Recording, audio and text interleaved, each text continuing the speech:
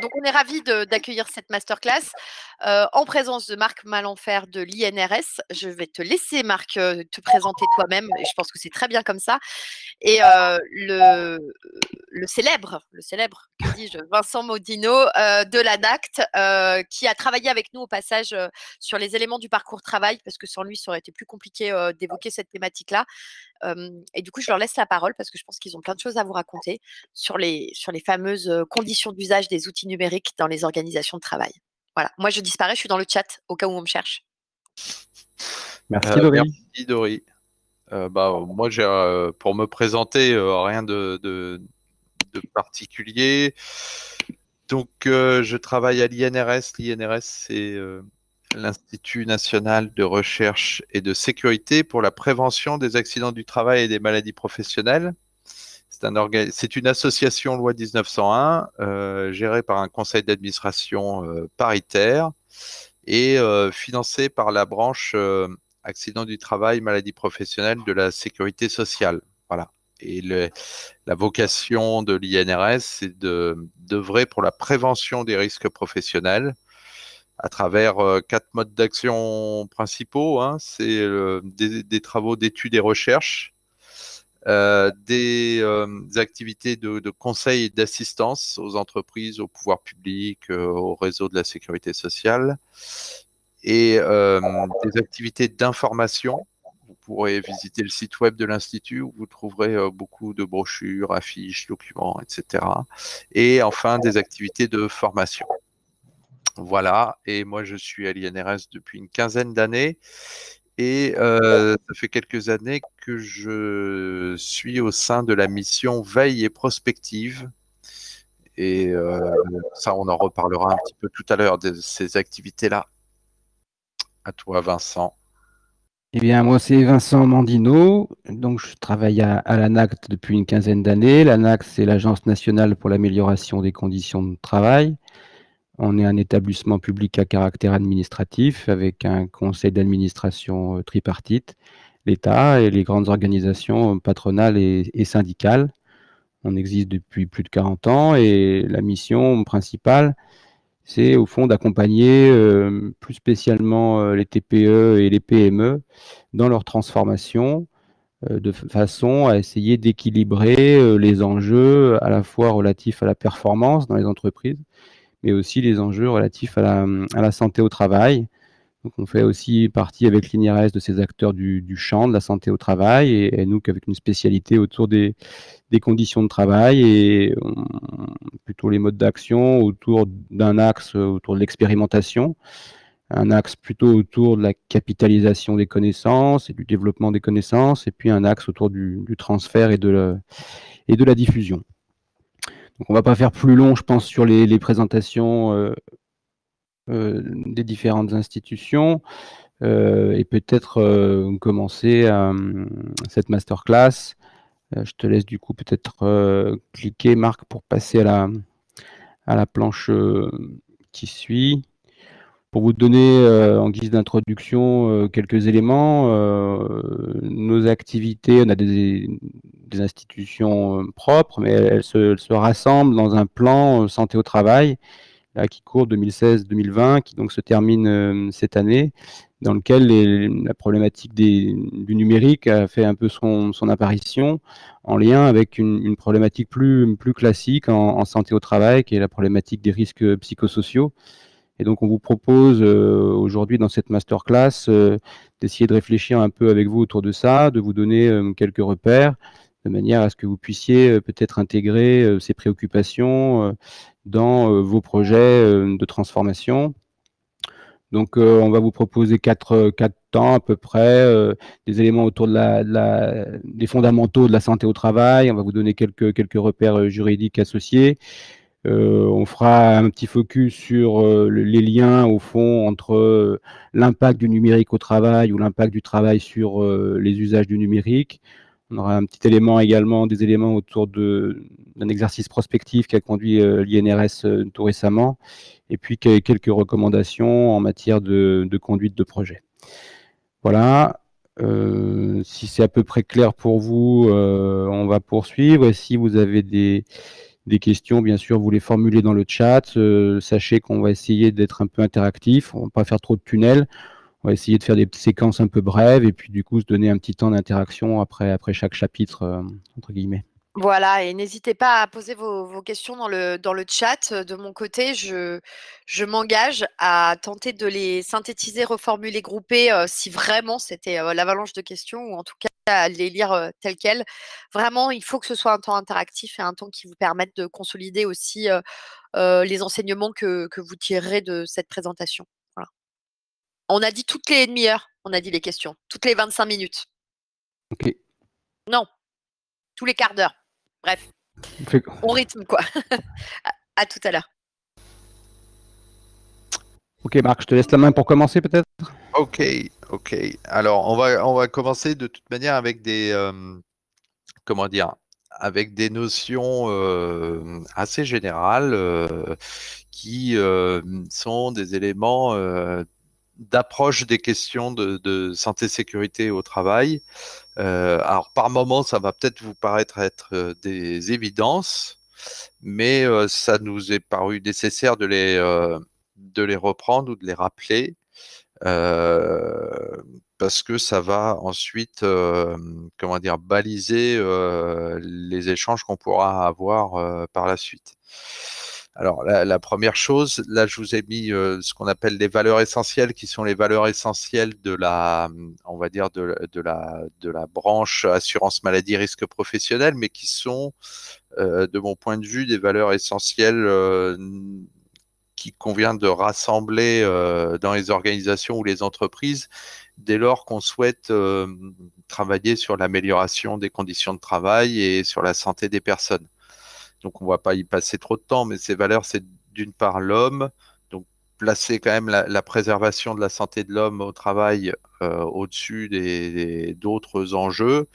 Alors, ça peut paraître évident, hein, comme je le disais, mais il y a des cultures d'entreprise qui peuvent être très très fortes, d'entreprise ou d'organisation, et qui vont placer des valeurs, hiérarchiser des valeurs. Et si, par exemple, votre première valeur, c'est la satisfaction client à tout prix, comme ça existe dans un certain nombre d'entreprises, et ben ça peut avoir aussi des conséquences dans la manière dont vous organisez le travail et donc sur les travailleurs.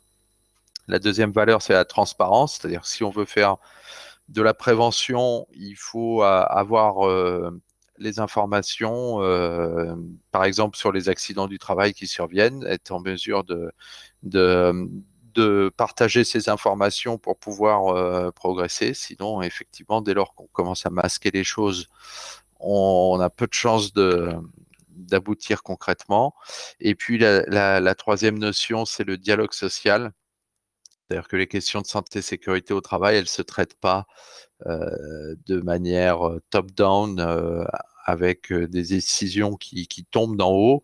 C'est à travers le dialogue avec les opérateurs, au sein des instances représentatives du personnel, mais pas que, hein, avec les travailleurs à leur poste de travail également, qu'on arrive à trouver les solutions de prévention adaptées. Donc ça, je passe assez rapidement là-dessus.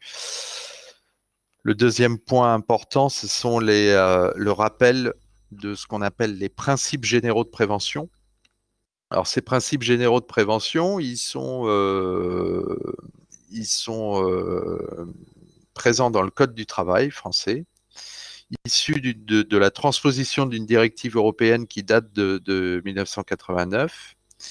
Et ce sont, si vous voulez, ça constitue la doctrine d'approche des acteurs de la santé et sécurité au travail. Donc, pareil, il y a certains de ces objectifs qui vont vous paraître évidents, mais il est important de les rappeler pour les avoir en tête quand on veut s'intéresser aux risques professionnels et à leur prévention.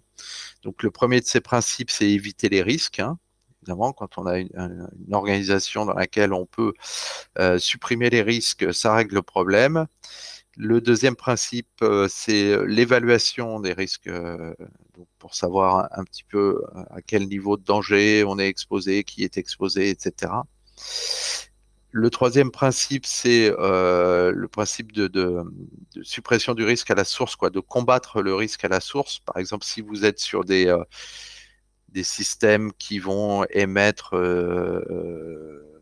des vapeurs toxiques, par exemple, vous allez essayer de mettre en place une ventilation qui va venir capter ces vapeurs au plus près de la source d'émission. C'est un principe de prendre le problème le plus en amont possible.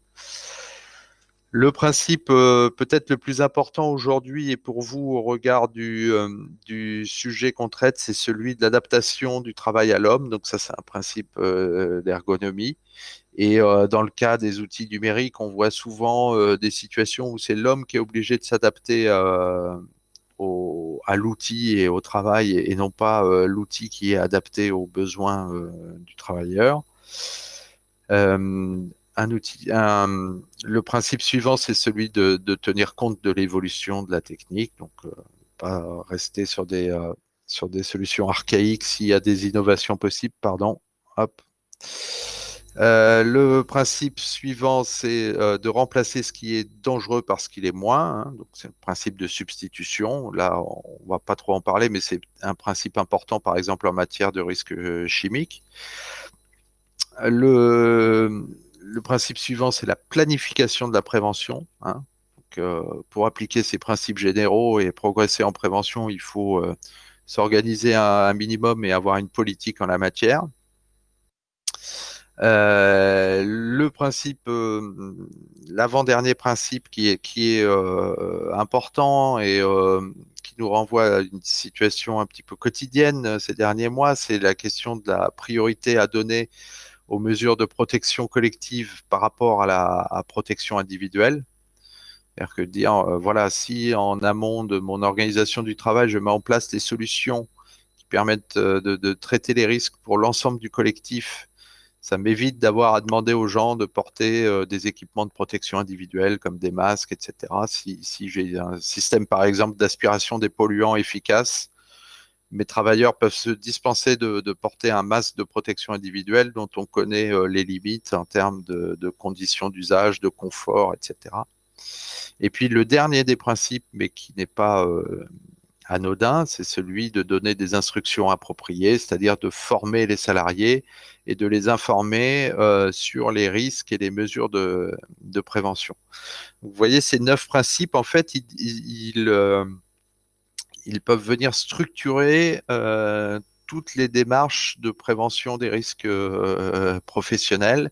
Et ils offrent une grille de lecture extrêmement intéressante quand on veut, dans une situation de travail, essayer de voir quelle prévention est possible. Alors donc, je vous rappelle, l'élément peut-être le plus important à retenir pour nous aujourd'hui dans cette liste, c'est le principe d'adaptation du travail à l'homme.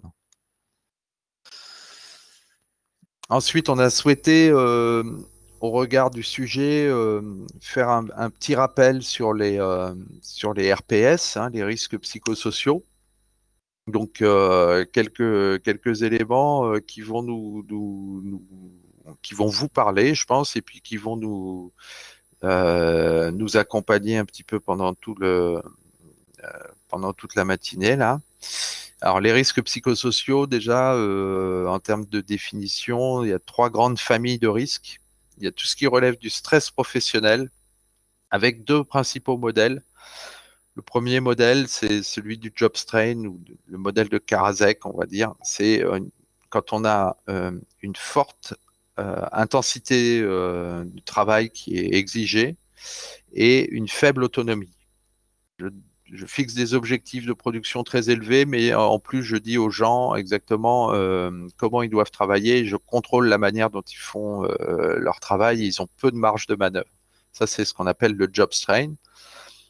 Et puis, le deuxième modèle, qui est celui de Sigrist, c'est une forte exigence en termes de production avec une reconnaissance faible. C'est-à-dire, je demande aux gens de s'engager dans leur travail, je leur fixe des objectifs de production élevés, mais en contrepartie, ils vont avoir peu de reconnaissance, éventuellement des rémunérations faibles, etc. Donc ça, c'est un deuxième modèle de stress au travail. Voilà. Mais dans la famille des risques psychosociaux, on intègre également tout ce qui est violence interne, notamment le harcèlement moral, harcèlement sexuel, mais ça peut être aussi des violences verbales, violences physiques, et puis tout ce qui est violence externe, donc les agressions de la part, notamment pour les professions au contact du public, hein. Donc, que ce soit dans des professions du secteur médico-social ou dans des professions des services, etc. Et donc, comment dire, ces trois grandes composantes des risques psychosociaux ont ensuite, quand elles sont présentes, des effets sur la santé des personnes. Alors, parmi lesquels, là, on peut citer des effets en termes de dépression nerveuse, de maladie mentale, un accroissement des risques de maladies cardiovasculaires, et puis des effets importants sur tout ce qu'on appelle troubles musculo-squelettiques, c'est-à-dire les problèmes articulaires qui sont les premières causes de maladies professionnelles. Et puis ces risques psychosociaux, ils peuvent être complétés par des thématiques qui leur sont proches ou qui sont des sous-ensembles, comme les pratiques addictives, les situations de burn-out. Je passe un peu rapidement là-dessus. Et l'idée, c'est identifier en amont de ces risques, quels sont les facteurs dans les situations de travail qui sont susceptibles de générer ces risques psychosociaux. Et là-dessus, il y a eu un travail très important qui a été fait par un collège d'experts qui a rendu un rapport au ministère du Travail en 2011, qu'on appelle rapport Golac, hein, du nom de l'auteur principal, qui est monsieur de l'INSEE. Et ce rapport a défini 6 familles de facteurs de risque psychosociaux.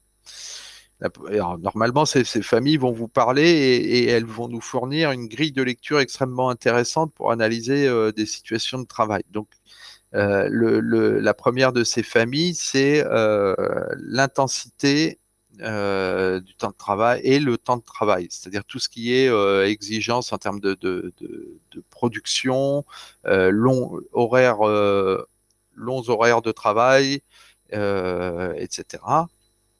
La deuxième famille, tourne autour de tout ce qui est exigence émotionnelle. Alors, je vous ai mis à chaque fois des exemples, mais par exemple, le sourire contraint quand on est dans une situation de travail ou une entreprise qui va exiger de ses caissières ou d'autres acteurs de paraître être de bonne humeur, alors que c'est pas toujours le cas. La troisième situation, c'est le manque d'autonomie et de marge de manœuvre. Donc ça, c'est extrêmement important, et celui-là, c'est peut-être le plus important pour l'analyse des enjeux autour du numérique. Donc quand on met du contrôle et qu'on réduit la marge de manœuvre des opérateurs, ça c'est un facteur délétère pour leur santé physique et mentale. Et ensuite, la famille des rapports sociaux au travail dégradé. Donc ça, c'est tout ce qui est collectif de travail, la capacité d'avoir du soutien de la part de sa hiérarchie, de la part de ses collègues, etc., dans les situations de travail. La cinquième famille, c'est celle des conflits de valeurs, du sens du travail. Ça, c'est un sujet qui revient aussi régulièrement ces derniers temps.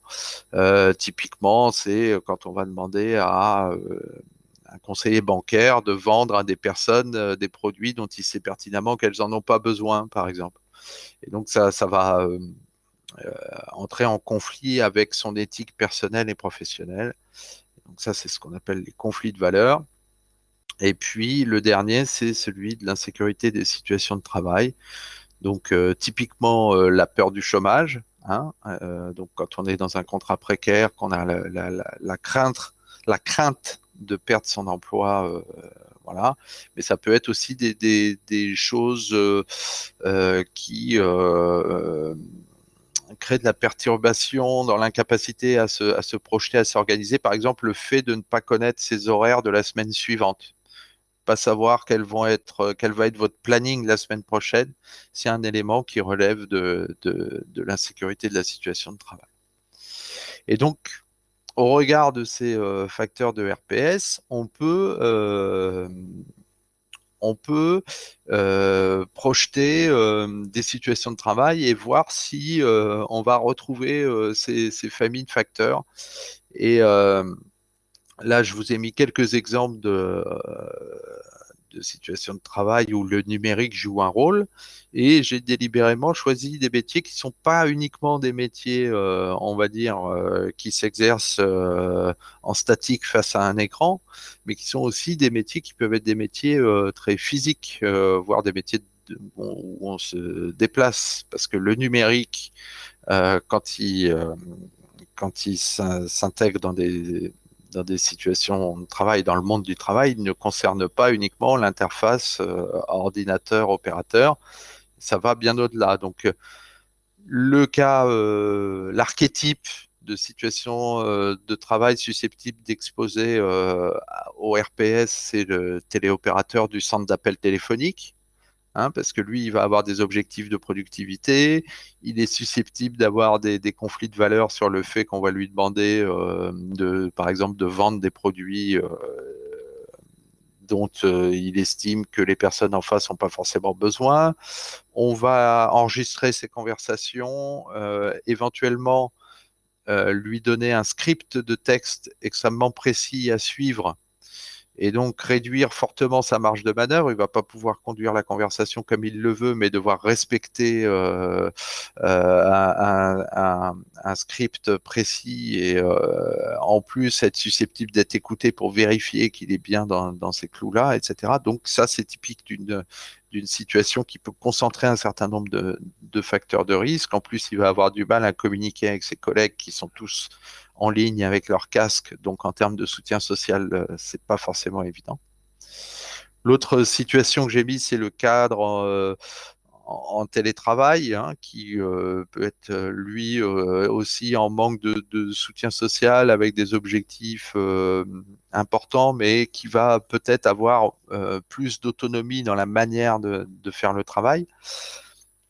Et puis j'ai mis des exemples de situations beaucoup plus physiques, on va dire. Le préparateur de commandes dans un entrepôt de logistique, où là on va avoir l'utilisation d'outils numériques qui vont lui intensifier fortement son travail, en le guidant et en étant très prescriptif. Mais ceci dit, son travail, il reste extrêmement physique, et ça reste de la manutention. Et là, le numérique vient comme un outil qui va contribuer à l'intensification du travail. Et puis, j'ai mis un dernier exemple qui est celui du livreur à vélo pour une plateforme, hein, ou livreur sous-traitant d'une entreprise de e-commerce, qui va être sans cesse comment dire, tracé, géolocalisé, chronométré, etc., et qui va devoir suivre un plan de route extrêmement guidé, et essayer lui-même de s'adapter en fait à l'outil et à l'algorithme de l'application, qui n'a pas forcément été conçu en tenant compte de toutes ces contraintes qu'il allait rencontrer sur le terrain dans la réalisation concrète de ses tâches. Alors, je vois qu'il est déjà 11h30 et je ne sais plus ce qu'on a prévu. Est-ce qu'on fait peut-être une première séquence de questions-réponses là, si vous avez des questions? Alors en effet, sachant que je ne vois pas de questions dans le chat, donc je pense que pour l'instant, il n'y en a pas. Donc je propose vraiment Parfait. au public qui assiste à cette masterclass de poser les questions dans le chat, et du coup, je vous couperai, messieurs, si vous le voulez bien, quand elles arriveront. Ah, Patrick Pastor, je crois, est en train d'écrire. J'ai le secret espoir qu'il pose une question dans le chat. On lui laisse 1 minute. Ah non, tout est clair, mais tout est clair, il n'y a pas de question. C'est On parfait. continue, Marc, dans ce cas-là, ou alors, je ne sais pas, tu passes la Je parole à passe Vincent, mais... je passe la main à Vincent. Alors, Vincent, je te passe les diapos, tu me fais signe quand tu as besoin Ouais. que j'avance, si j'arrive pas à me synchroniser. Ok, très bien. Bah là, Marc vient de présenter des éléments structurants des démarches de prévention et donner un peu les règles du jeu professionnel, disons, autour de la prévention des risques. On voulait faire un tout petit éclairage sur, on n'est ni juriste ni l'un ni l'autre, mais vous donner quelques repères juridiques néanmoins autour de ces liens entre numérique et utilisation des outils numériques et en situation de travail, et notamment rappeler en premier point qu'il y a une responsabilité bien sûr employeur, c'est-à-dire que le numérique, ça fait partie de l'organisation du travail comme tout le reste, et c'est bien l'employeur, in fine, qui est responsable de la sécurité et de la santé au travail. Et donc tout ça est finalement codifié dans le code du travail, voyez-vous. L'employeur prend les mesures nécessaires pour assurer la sécurité et protéger la santé physique et mentale des travailleurs. Et on retrouve le principe structurant qu'évoquait Marc tout à l'heure, adapter le travail à l'homme, hein, l'homme avec un grand H, bien entendu, en ce qui concerne la conception des postes de travail, le choix des équipements, les méthodes de travail, de production. Donc on est vraiment sur un principe général de prévention et la problématique numérique s'inscrit dans ce cadre-là. Donc on ne va pas détailler tous les éléments, mais normalement il y a une obligation à réaliser un document unique d'évaluation des risques professionnels pour les entreprises et intégrer dans ce travail d'évaluation des risques les risques relatifs à l'usage des technologies numériques. Donc pour vous dire, pour aller beaucoup plus vite et passer trop de temps sur ces histoires juridiques, bien qu'elles soient importantes, il y a un cadrage par les enjeux et les responsabilités liées à la santé et la sécurité. Il y a des enjeux aussi codifiés dans le texte autour de la formation des travailleurs. C'est-à-dire l'employeur doit former ses salariés dans le cadre de démarches de prévention des risques. Et au-delà des risques liés, je dirais, à un mauvais geste ou une problématique de santé, d'accident, il y a aussi des enjeux, vous l'avez compris, de montée en compétences, d'actualisation des compétences, et notamment pour lutter contre les risques d'obsolescence, on pourrait dire, et donc de difficulté à s'y retrouver dans l'organisation et même possiblement à pouvoir naviguer dans le monde de l'emploi. Ce qui est codifié également, c'est l'idée selon laquelle, ce qu'évoquait Marc également en introduction, c'est-à-dire qu'il y a des règles de droit, mais il y a un travail normatif par le législateur et par les règlements, mais il y a aussi un travail normatif qui est conduit par les partenaires sociaux, et notamment dans le cadre d'instances qui sont reconnues pour ce faire, et notamment le CSE depuis les ordonnances, qui a fusionné donc les comités d'hygiène, santé et sécurité, et puis les conseils le nom m'échappe, le conseil économique, quoi, disons, ou stratégique, je ne me rappelle plus le nom. Bref, il n'y a plus qu'une seule instance qui traite à la fois des enjeux économiques, de stratégie de l'entreprise et des enjeux de prévention et de santé au travail. Et donc, il est compétent dans le texte, en droit, les instances sont compétentes pour discuter, être consultées, informées et discuter et négocier ces projets de transformation numérique. Donc c'est important de savoir que ces instances, évidemment, elles existent et qu'elles sont compétentes pour ce faire.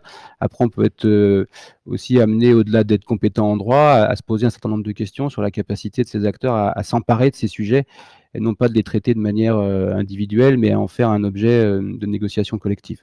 Donc j'attire votre attention sur ce point pour dire qu'en juin de cette année, 2020, un accord européen a été signé autour de l'accompagnement à la digitalisation des entreprises, qui se veut un peu un repère pour donner des cadres et un déploiement, une déclinaison opérationnelle en France et dans les entreprises françaises. Donc c'est un peu passé sous silence compte tenu du contexte, mais enfin il y a des enjeux qui ont déjà été repérés et qui ont fait l'objet donc d'une négociation et qui peuvent vous être utiles. Peut-être qu'on mettra ça dans le chat tout à l'heure. Donc du coup, en ce moment, ça ne vous a pas échappé, les enjeux de télétravail sont un peu au cœur des préoccupations. Il y a une négociation autour d'un ANI, un accord national interprofessionnel sur le télétravail. Donc le principe général depuis les ordonnances Macron, c'est qu'il n'y a plus besoin de faire un avenant au contrat de travail pour être en télétravail. Il suffit en gros soit d'une charte, soit d'un accord, soit simplement d'un accord de gré à gré en fait entre les parties pour se mettre en situation de télétravail. Il y a un principe qui prévaut, qui est celui de puisqu'on est au travail, on fait l'hypothèse a priori que si un accident du travail survient, c'est bien dans le cadre du travail, puisque vous êtes désormais chez vous dans votre lieu de travail. Donc aujourd'hui, quand même, cette question de télétravail généralisé ou disons plus ou moins étendu pose un certain nombre de problématiques, à la fois des problématiques, disons, à la coordination des équipes et à la stabilité des organisations, mais aussi parfois des problématiques d'isolement. Liées justement alors c'est pas le propre du télétravail, c'est plutôt le propre là du confinement et que le télétravail vienne faire une sorte de recours à la fois pour poursuivre l'activité et aussi pour pouvoir malgré tout se coordonner, échanger. Bon, n'empêche que ça pose un certain nombre de problèmes au personnel, mais aussi au management qui se trouve dans des situations de management inédites jusqu'alors et qui pour partie peuvent voilà, préoccuper ou poser un certain nombre de points durs quoi, à prendre en charge, à traiter. Quelle est la Vincent, question? on a Ouais. 2 questions qui arrivent. Du coup, quelle transposition du CS dans la fonction publique? C'est quoi CS? Eh ben justement, je suis en train de me poser cette question. Est-ce que c'est le CSE ou est-ce que c'est différent? Je pense que c'est le CSE, non? Ouais, et dans ce cas-là, Inaki, on veut bien que vous nous précisiez CS ou CSE. Oui, CSE, Oui, absolument. il y a des équivalents dans la fonction publique et l'accord européen que j'évoquais couvre aussi les entreprises publiques et pas que les entreprises privées. Donc, Donc ça signifie qu'en fait, il y a ce fameux CSE qui est cet acteur clé en matière de risque lié à l'introduction des technologies au sein de l'organisation de travail. Il existe dans la fonction publique comme dans la fonction privée. alors, je ne suis pas spécialiste des secteurs publics. Je crois qu'il y a un décalage entre l'application dans le secteur privé du CSE et une mise en application dans le secteur public un petit peu décalée dans le temps, mais qui suit, je crois, tout à fait la même logique. En tout cas, il existait des instances similaires au préalable, à savoir les CHSCT, les comités d'hygiène et de santé et de sécurité, donc et de conditions de travail. Donc, on a à peu près la même dispositif sur lequel on peut prendre appui pour négocier les transformations dans le secteur public. Ouais. Et donc une deuxième question, cette fois-ci de la Savoie justement, cette fameuse Savoie, dans un espace de coworking qui a aussi des salles de formation. Du coup, quelle législation s'applique par rapport aux télétravailleurs coworkers et aux formés? La législation, c'est celle du télétravail. Et après, dans l'accord qui est passé dans l'entreprise ou la charte ou le gré à gré, il s'agit de déterminer les modalités de mise en œuvre de ce télétravail, qui peut être un télétravail à domicile ou un télétravail en tiers-lieu ou en coworking. Et je crois qu'il y a des expérimentations et des études en cours pour accompagner voilà, cette mise en œuvre.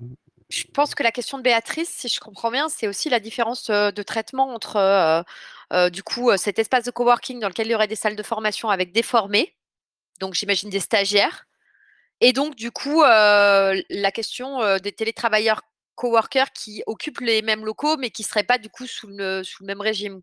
Ah oui, tu veux dire que dans l'espace de coworking, La il y a... fameuse Savoie, c'est parce que vous disiez tout à l'heure que vous étiez de Savoie. Pardon, je réponds à Béatrice qui du coup s'inquiète de mon. J'aime beaucoup la Savoie. Je suis pour la Savoie libre d'ailleurs. Tant qu'on y est. Non, Vincent, sans déconner, à toi sur l'histoire des formations.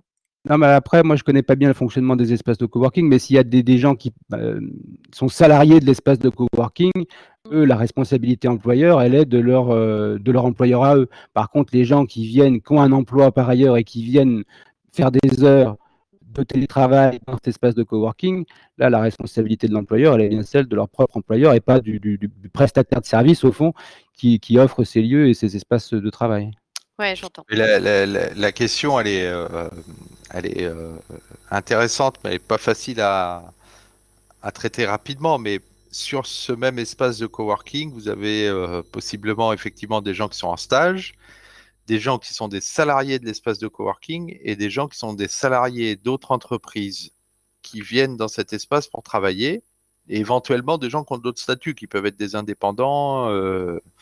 Et donc, la répartition des responsabilités des uns et des autres, elle est importante. Ce qu'il faut savoir, c'est que pour les salariés qui viennent en coworking dans cet espace, la responsabilité de leur santé et sécurité au travail, elle incombe à leur employeur. Donc, théoriquement, il faut que leur employeur, avant de les avoir autorisés à venir travailler dans cet espace de coworking, se soit assuré, d'une manière ou d'une autre, que l'espace qui est mis à leur disposition, les conditions d'exercice de travail dans cet espace sont satisfaisantes. La responsabilité de l'employeur continue de s'exercer, y compris quand le travailleur il est à son domicile ou dans un tiers-lieu comme ça. Après, évidemment, quand on est dans un tiers-lieu, il peut y avoir des débats juridiques. Voilà. Donc, par exemple, juste, j'ai une question très pratique. Je suis désolée, je la pose, je devrais pas. Genre, on a un accident du travail en télétravail, ou même genre, on est blessé parce qu'on n'a pas la. Je repars du numérique. Moi, par exemple, j'ai très mal au dos parce que je passe mon temps sur un écran, Oui. parce que je n'ai certainement pas le bon fauteuil qui va bien. Oui. Est-ce qu'on peut estimer que mon employeur est pour partie responsable de ce truc-là? Oui. Oui. C'est tout le débat, mais on en reparlera parce que derrière, il y a des vrais enjeux du coup. Ça veut dire qu'il y a des enjeux d'équipement, moi, en tant qu'employeur, de l'intégralité. Enfin, je suis directrice, donc je suis en responsabilité. Ça veut dire qu'en fait, pour l'équipe, il y a des enjeux de matériel chez eux pour leur confort, pour leur confort, pour pas qu'ils se blessent à minima, quoi. Oui, il y a notamment les questions de conformité électrique, mais il y a toute la question également des équipements type fauteuil, type bureau, type écran, bien entendu. Mais qui du coup peuvent être pris en charge par l'entreprise au titre enfin, vous voyez, je veux dire légalement, quoi, sans que ça pose de problème derrière d'avoir acheté un bureau à son salarié, quoi. Non, c'est même tout le contraire. C'est même recommandé, quoi, d'un point de vue juridique. Tout ça, mais comme c'est la responsabilité de l'employeur qui s'exerce, si l'employeur, dans son évaluation des risques, estime que le travailleur chez lui n'est pas dans de bonnes conditions, soit il peut lui proposer des équipements, soit il peut même dire que le logement du salarié ne lui permet pas d'exercer son activité dans de bonnes conditions et donc lui refuser le télétravail. Ouais, parce que ça peut être un argument d'employeur pour justement refuser le télétravail en estimant que du coup, il ne va pas acheter des écrans, par exemple, pour le travail et en plus pour le domicile du salarié. Mais c'est typiquement sur ce champ-là qu'il y a beaucoup de place pour du dialogue social au sein de Exactement. Parce que le fameux dialogue social. Le DS, à défaut du CS, le DS. C'est pas des problèmes qu'on règle uniquement par ordonnance, typiquement. Ok. Bon, très bien, je vous laisse continuer. Très bien, excusez-moi, c'était une petite question personnelle. Merci. Pas de souci, au contraire. Et non, pour terminer sur ces aspects juridiques, il ne nous a pas échappé qu'associé à la connexion, eh bien, il y a le droit à la déconnexion qui a fait un peu son émergence, qui est difficile à apprécier. Il y a des accords qui ont été signés, mais c'est très difficile à apprécier sur les modalités de mise en œuvre qui peuvent être distinctes. Soit on peut avoir des procédés disons, un peu techniques où on coupe, par exemple, les serveurs, il n'y en a plus du tout, la possibilité de se connecter et donc de travailler sur les plateformes, etc., pour échanger du document. Mais en vrai, on se rend compte que concrètement, ça n'empêche pas les gens de travailler forcément le soir et le week-end, ou pendant les vacances, ça les empêche juste d'émettre et de recevoir des messages, ce qui est déjà un pas, mais en tout cas, cette question de la déconnexion, aujourd'hui, elle se pose de manière encore un peu plus brûlante, là, compte tenu du travail confiné pour un certain nombre de salariés et qui ont du mal disons, à mettre des barrières entre les mondes alors que ces mondes se chevauchent dans le même espace.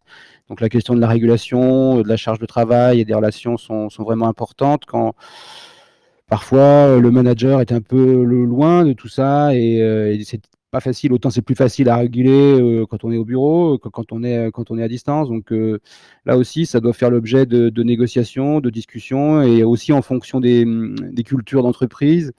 On peut avoir des modes de faire finalement assez distincts les uns des autres, mais tous doivent respecter les obligations générales de prévention et limiter évidemment les horaires de travail. Je crois que le maximum, c'est 11 heures par jour. Et donc, ça, c'est la ligne rouge.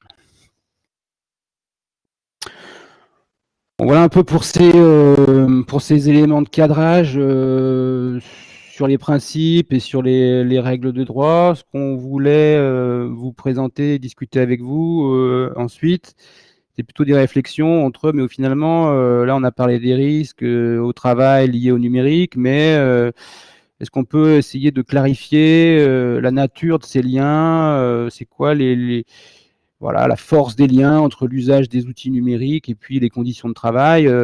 Bien souvent, la réflexion, elle est, on pourrait dire, un peu technocentrée ou un peu déterministe, en se disant qu'il va y avoir un impact des technologies numériques sur le travail.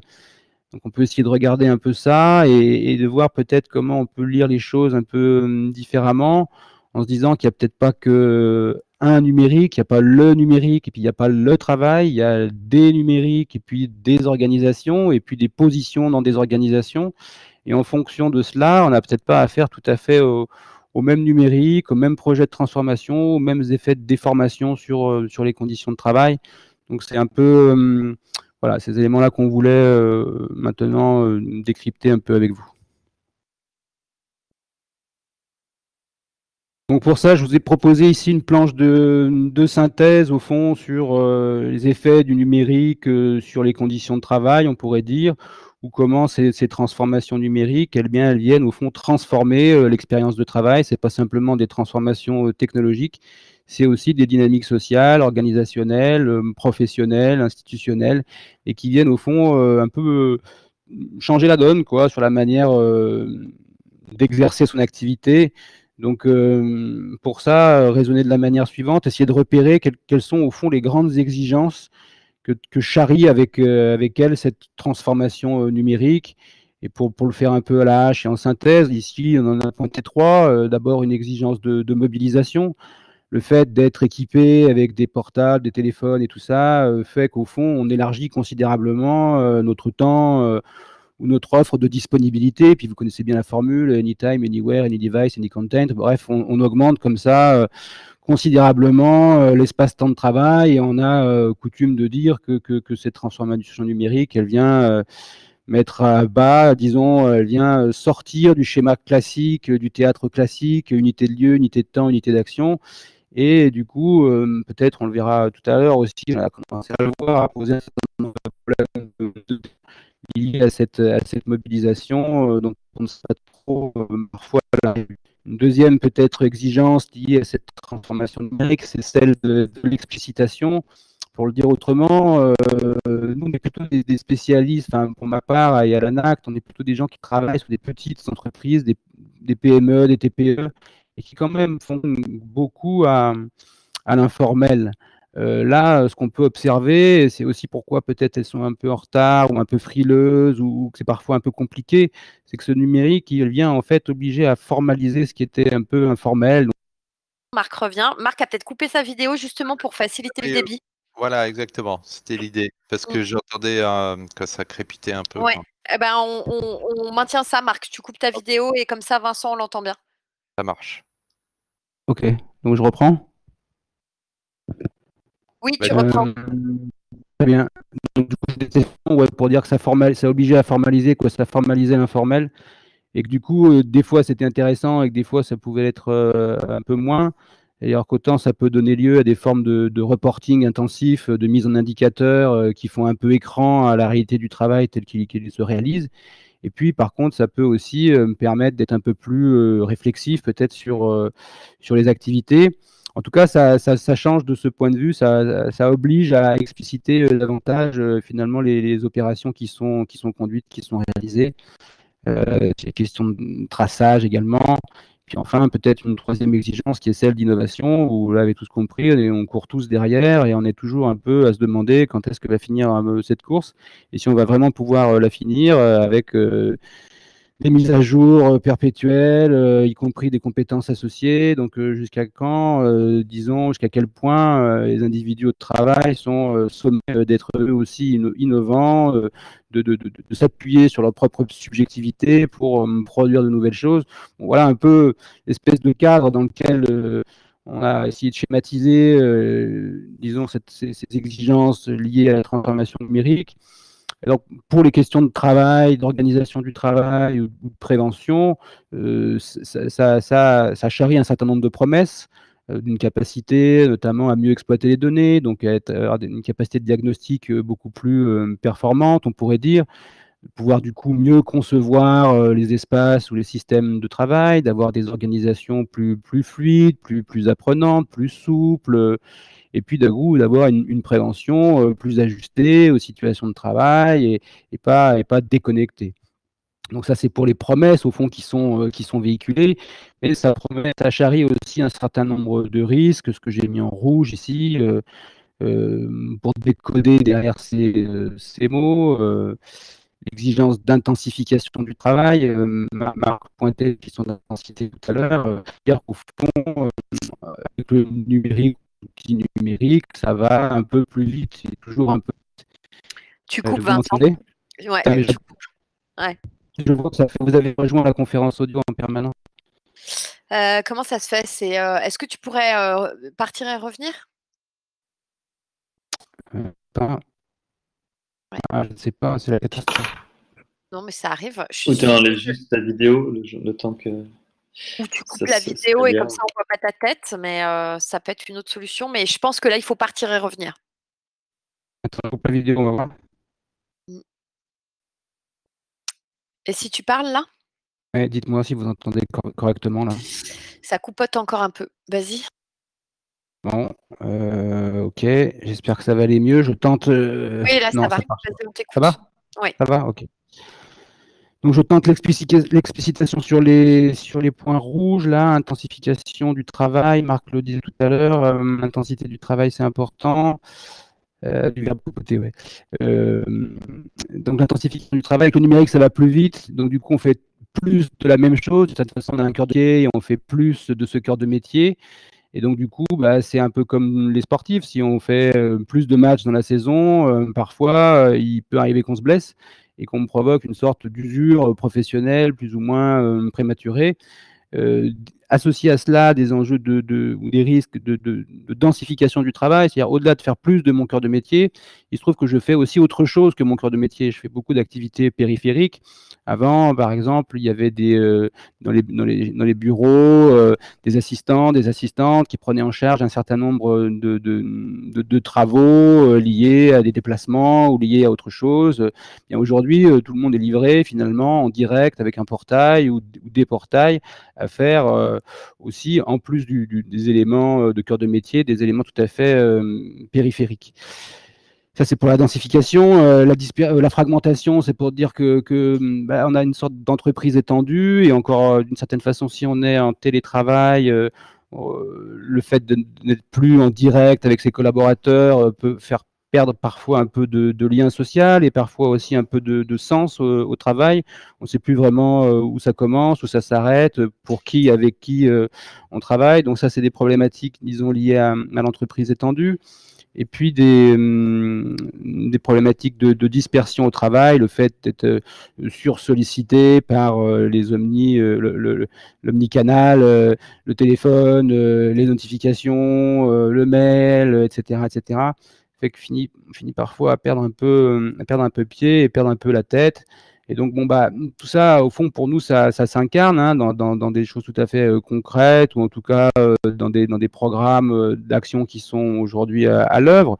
Les programmes de plateformisation de l'activité, les enjeux liés à la déconnexion, les enjeux liés au télétravail, et notamment les processus de dématérialisation que vous connaissez bien, et puis la mise en place aussi de l'intelligence artificielle et du déploiement des algorithmes. Alors, nous, ça nous conduit au fond à pointer trois défis pour les organisations. À la fois, le premier, c'est que dans ces configurations-là, comment retrouver ou développer au fond des capacités d'action, sur qui, comment agir. retrouver des marges de manœuvre pour ne pas être complètement écrasé et subir ces transformations numériques. Ça nous semble tout à fait essentiel, à la fois pour la performance de ces organisations, mais aussi pour la santé physique et mentale des travailleurs.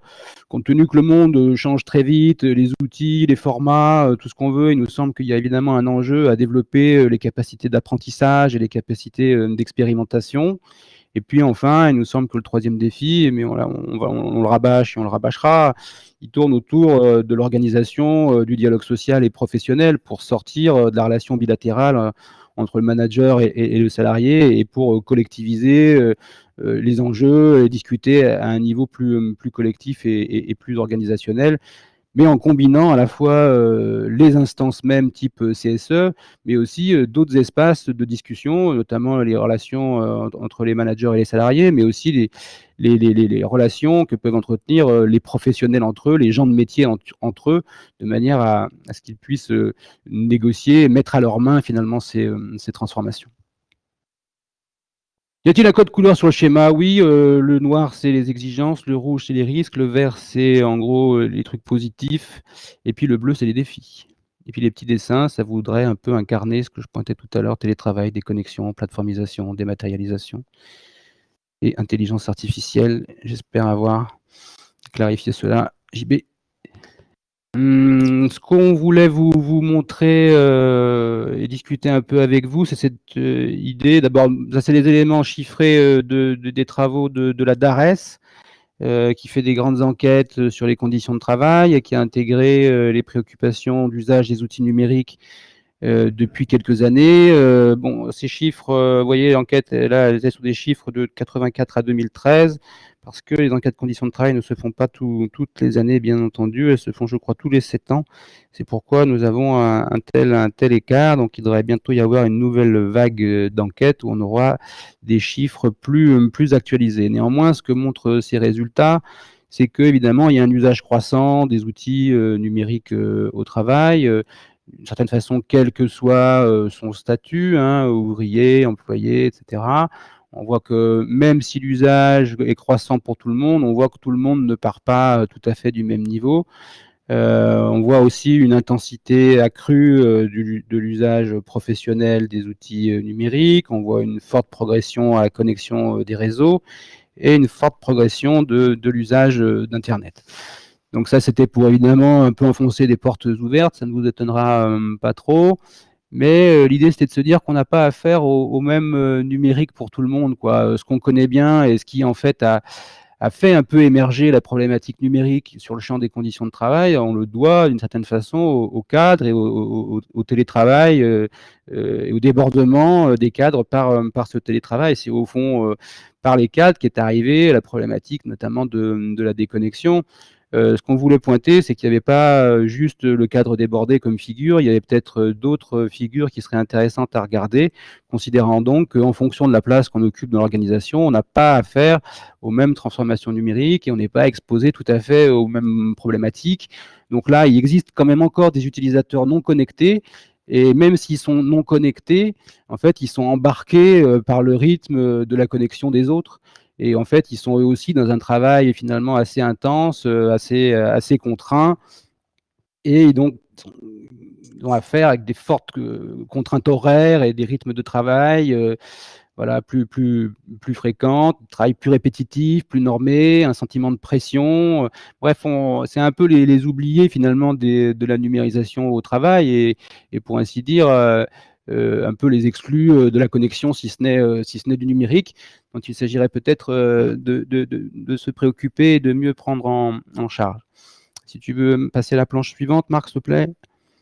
Bon, il y a aussi donc des utilisateurs d'outils mobiles qui sont très autonomes, très débordés. Donc ça, c'est plutôt les cadres. Donc je pense qu'on peut, voilà, cadres commerciaux, technico-commerciaux, ingénieurs informatiques. Bon, on est un peu dans cette situation-là où on a à la fois des marges de manœuvre d'une certaine façon, aussi de la reconnaissance, même si on peut toujours en attendre davantage, mais on a aussi à avoir affaire à une charge de travail assez élevée, une charge mentale plus élevée finalement que pour les autres utilisateurs. Et donc observer des phénomènes de débordement plus fréquents du travail sur la sphère privée et voilà, qui du coup sont un peu compensés, mais cette question de la compensation, elle est dans un double sens, quoi. Ça peut permettre de dire bon bah ok, je déborde sur mon temps perso parce que c'est vrai que je suis autonome et puis que je suis plutôt reconnu, mais ça peut poser évidemment des problèmes à terme. Alors, on a une question sur le chat qui est une question intéressante, qui fait le lien entre le pass numérique, ce fameux pass numérique qui a été déployé. Comment est-ce que le pass numérique, finalement, la question qui pourrait être posée, Vincent, pourrait permettre de travailler la question de l'inclusion numérique au cœur de l'entreprise, c'est-à-dire l'accompagnement sur les compétences de base des personnes les plus éloignées, sachant qu'on sait bien que la compétence ne règle pas tout. Oui, sans doute que c'est un point d'appui. En effet, moi, je connais pas très bien ce pass numérique, mais si c'est l'idée d'avoir du temps mis à disposition, individualisé pour développer personnellement un certain nombre de compétences et se mettre à la page, quoi, si je puis dire, en effet, c'est une voie. C'est exactement ça. C'est-à-dire que le pass numérique qui va permettre de financer une action de médiation numérique, par contre, ce qu'il y a de vrai aussi, et pour répondre à Béatrice, c'est qu'il ne va pas rendre le salarié disponible pour aller utiliser son pass numérique. Donc, la question, c'est est-ce qu'il faut voilà, qu'il fasse ça sur son temps personnel ou est-ce qu'on est dans le cadre d'un projet de formation? Et c'est dans ce ce cas-là, que le pass j'allais numérique, il ne sert plus à rien. Oui, c'est ce que j'allais pointer, c'est-à-dire que j'allais le pointer un peu différemment, mais c'est-à-dire que parce que se former à une compétence technique en dehors de toute situation concrète, ça a toujours un certain nombre de limites. Donc l'enjeu, c'est de voir comment cette formation aux outils numériques et cette montée en compétences, elle vient se loger en situation de travail et comment c'est un enjeu à la fois pour le travailleur lui-même, mais aussi peut-être pour son manager ou pour les dirigeants de l'entreprise. Donc, c'est sans doute un des enjeux à discuter sur l'utilisation de ce. Après, je pense qu'il y a aussi un autre point qu'on peut soulever ici, c'est que le besoin de formation, des fois, il n'est pas uniquement sur des besoins techniques et pour en gros, ceux qui se gênent et qui seraient considérés comme les exclus. Peut-être qu'il y a des enjeux à former aussi les dirigeants, les managers et pas simplement a priori ceux qui seraient exclus de l'usage. Est-ce que vous m'entendez toujours? Oui, oui, on t'entend, Vincent. J'ai peur des fois. Ouais, mais des fois, ça micro-coupe, mais on t'entend. Vas-y. Ok. Donc, il y avait les utilisateurs mobiles intensifs, les utilisateurs modérés. Bon, je vais peut-être pas forcément détailler toutes les figures, mais voilà, il y a l'idée de entre celui qui n'est pas connecté et qui est un peu en bout de chaîne, et puis celui qui est débordé et qui manage, etc. Il y a un peu les situations intermédiaires où là, au fond, on a des horaires plus stables, des choses un peu plus prévisibles, de moindre pénibilité physique. Mais donc on n'a pas forcément dans ce type-là un sentiment de pression, mais on a quand même une charge de travail assez importante et un temps jugé insuffisant pour le réaliser. Donc là, on a des situations qui sont moins, on pourrait dire, a priori délétères, et en tout cas moins marquées, plus un peu neutralisées que peuvent être les situations pointées précédemment. Marc, si tu veux bien passer la suivante, voilà, et utilisateurs intensifs. Alors là, c'est ceux qui utilisent beaucoup et qui le font plutôt sur des postes un peu fixes et un travail en routine. On pourrait dire un peu, c'est des gens qui passent d'un masque à un autre pour faire de la saisie d'informations, qui vont rechercher ces informations. Donc on est là avec des exemples dans la banque, dans les agents administratifs ou assurances. Donc c'est plutôt des employés qualifiés qui sont surreprésentés, mais ils passent leur temps en gros à faire tourner la bécane quoi, sur des schémas un peu standardisés, un peu routinisés. Donc on a parfois le sentiment que le numérique ouais, c'est hyper créatif, on travaille autrement, et en même temps des fois ça vient on pourrait dire, redurcir une certaine forme de taylorisme dont on connaît aussi les travers. Donc ça fait parfois un peu aussi de taylorisme augmenté.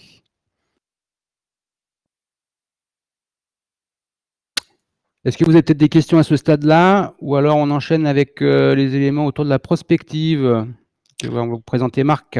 Je me demande s'il ne faut pas déposer le terme taylorisme augmenté. Je crois que c'est déjà pris. Très bien. Marc, est-ce que tu reviens du coup parmi nous? J'ai pas de questions sur le chat. Si jamais ça arrive, je vous interpellerai. Je n'hésiterai pas. Donc je reviens parmi vous. Et alors je vais vous le faire en express. Hein, ça va être un peu frustrant aussi bien pour vous que pour moi. Je vous propose de vous présenter de manière extrêmement rapide un travail de prospective qui a été conduit avec Futurible sur les organisations du travail post-crise du Covid, à un horizon de 5 ans. En fait, l'idée, au début de la crise, Futurible a produit des scénarios à 18 mois sur l'évolution de la situation pandémique. Et puis, en termes d'horizon prospectif, 18 mois, c'est très court. Ils ont demandé à leurs adhérents sur quel sujet ils souhaitaient qu'on ait une réflexion un peu plus poussée. Un des sujets qui est ressorti, c'est les évolutions des organisations du travail. Et donc, on a co-animé avec Futurible un groupe de travail sur ce sujet. L'idée étant de fournir aux entreprises des éléments de réflexion pouvant alimenter leur réflexion justement post-crise sur la manière dont elles allaient adapter leurs organisations en tirant des enseignements de la crise qui n'est pas terminée. Alors, c'est un format d'exercice de prospective très ramassé. On a fait ça en 4 mois entre le mois de juin et le mois de septembre en visioconférence avec un groupe de travail un peu resserré. L'avantage qu'on avait, c'est qu'on a utilisé quand même, on disposait déjà, que ce soit Futurible ou la mission prospective de l'INRS, de pas mal de matières premières pour faire ça. On a concentré les réflexions en amont sur 6 questions clés qui ont été traitées comme des variables, si vous voulez. La première, c'était quelle place va prendre le travail à distance dans les nouvelles organisations du travail et selon quelle modalité. La seconde, c'était comment vont évoluer les collectifs de travail et leur animation. La troisième, c'était comment vont évoluer les règles d'encadrement de la relation de travail. Là, on parle de contrat de travail, de statut du travailleur, etc.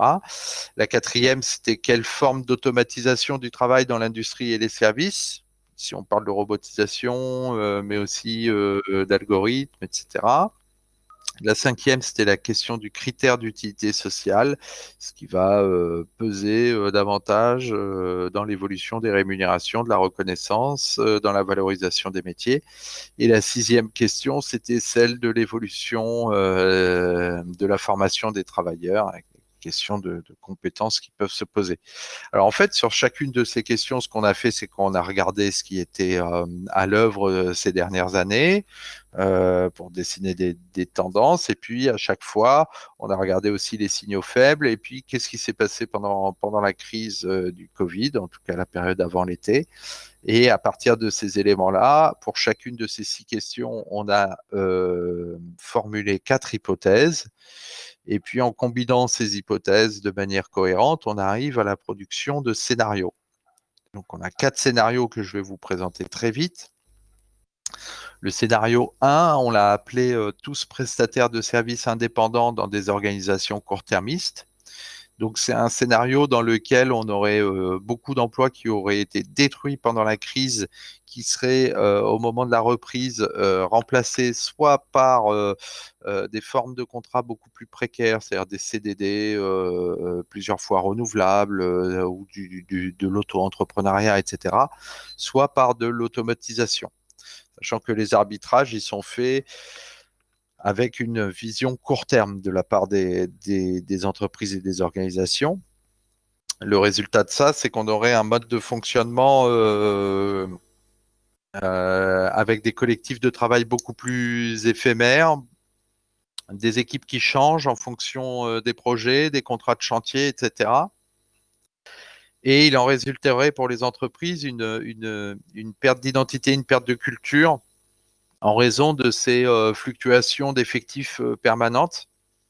Et du coup, on aurait certaines entreprises qui auraient besoin de fidéliser au moins une partie de leurs travailleurs essentiels, entre guillemets, et donc qui développeraient des stratégies pour faire cela. Voilà. Le scénario 2, c'est un scénario qu'on a appelé organisation du travail hétérogène et inégalité statutaire. Ce scénario, il est basé sur une forte aspiration des salariés à plus d'autonomie, à plus de sens du travail, etc. Excusez-moi un instant.